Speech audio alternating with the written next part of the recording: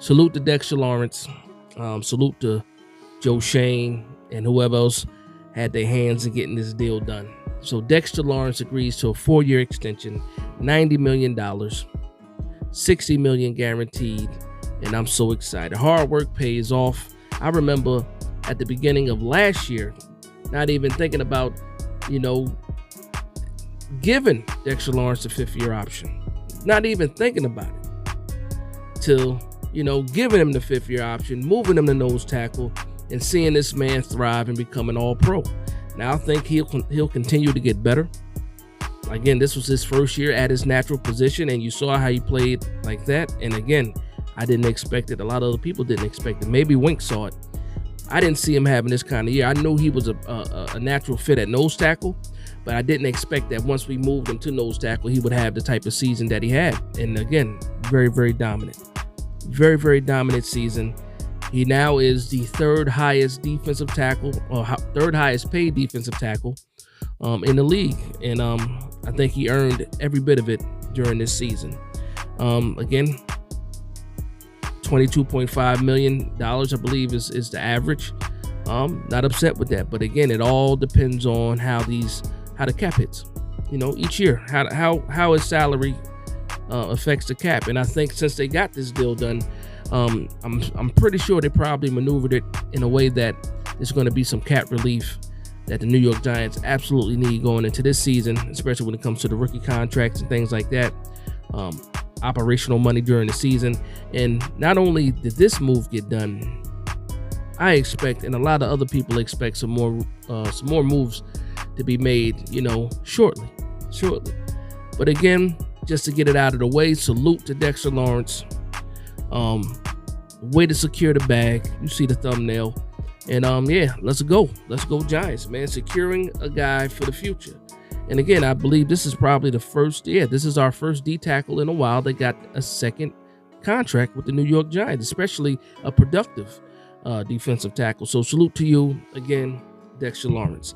So after that, again, I want to talk about some of these other moves that might happen because this move was made.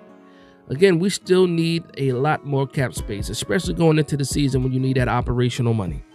So I'm assuming that number is going to be anywhere between, $8 to $10 million that you're going to absolutely need during the season.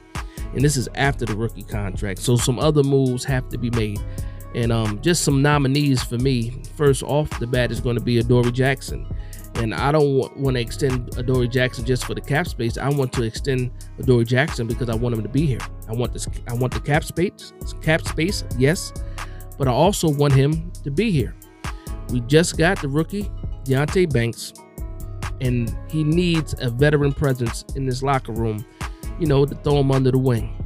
And I think that Adoree Jackson, having that tandem of those two guys and the rest of those guys in a young secondary room, I think it's very, very needed for this guy to be here. So I could see the next move possibly being Adoree Jackson.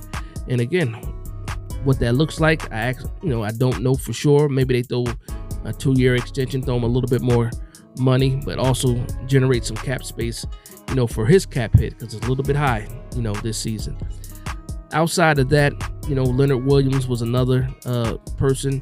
And at the end of the season, he was talking about possibly taking a pay cut. They haven't even approached him with that. At least we don't know if he was approached with taking a pay cut. But that's another target where you can try to find some more cap relief and some cap space. Outside of that, releasing some players. Could it be, guys like Pert, Carter Coughlin, Cam Brown, guys like that they're not making a lot of money, but those vet minimum contracts, they add up.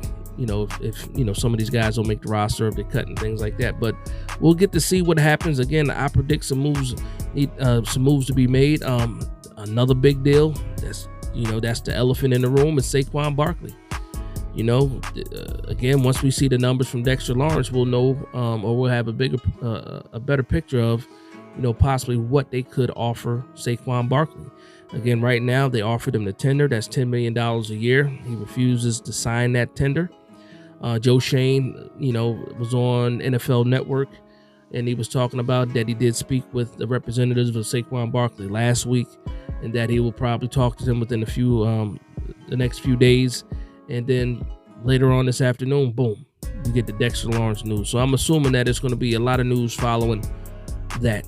Now, outside of contract talks and cap talk and things like that, tomorrow they're kicking off rookie minicamp, and the invite list is long. You saw the video on Giants.com of the rookie class coming in, and they're doing their thing, getting measurements, getting their equipment. They are handing out jersey numbers and stuff like that. And one of the funny things that everybody's talking about are some of the numbers that these players have. Deonte Banks having the number 36, which is not the best number. And then Hyatt having 84, and I really didn't have a problem with Hyatt having 84. That's a Randy Moss number. But I have to remember, younger generation, they like the single digits. They like numbers in the teens and things like that. So, and we have a lot of those numbers retired. And you figure he played, he had the number 11 in college. Obviously, that's Phil Simms' number. He's not going to get that unless Phil Simms allows it or something crazy like that happens. But, maybe he gets 13 from Sills. Maybe he has to wait all the way until training camp is over to see what numbers are available after a lot of people are released. But who really cares about numbers? You care, but you really don't care. It's about the player, not the jersey. Outside of that, again, I'm just excited to see what's going to happen. Probably put out a podcast a little bit later. It's already late in the week, though, I guess. But I expect to do a podcast just talking about some expectations and things I want to see, going into next season. People that need to step up, possible leaders and things like that. So I'll get into that in another video. But again, this is a celebration. Dexter Lawrence gets an extension. The New York Giants finally get a second contract on a valuable defensive line player. They finally get a second contract for a defensive front. We let a lot of tackles go in the past. This guy, not that. It's not that. So I'm excited about that. And again, salute to you, Dexter Lawrence. Securing the bag. Dexter Lawrence secured the bag. And next we see if Barkley can do the same. But I want to thank you guys for vibing with me. Please like, comment, and subscribe. And from one Giants fan to another, this is Big Dash Knows, Big Blue Nation. Let's go.